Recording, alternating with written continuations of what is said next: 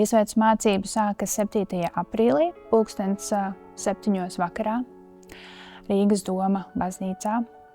Un informāciju var meklēt gan mājaslapā domas.lv, gan Doma draudzes Facebook un Instagram kontos.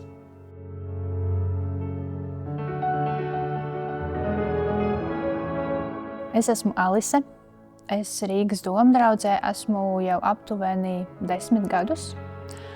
Un uz šejien es nonācu, jo mana draudzene mani aicināja palīdzēt vienā no iepriekšējiem iesvētas kursiem. Un tā es nonācu iesvētas kursa organizētāju komandā, un pēc tam arī paliku Rīgas Doma draudzē.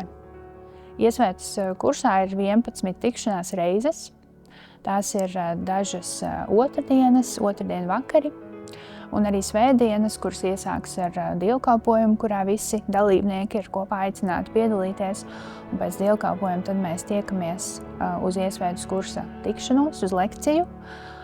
Pēc lekcijas vienmēr seko sarunas, diskusijas. Tā ir iespēja ne tikai uzdot savus jautājumus un noskaidrot kaut ko es ļoti vēlos noskaidrot, vai nezinu, vai par ko man ir interese, bet arī dalīties ar to, ko es par to visu domāju. Kādas ir manas izjūtas šobrīd par ticību, par Dievu, kāds ir mans skatījums vai mana līdzšinējā pieredze. Un klausīties arī, ko citi līdzīgi domājoši cilvēki saka par sevi.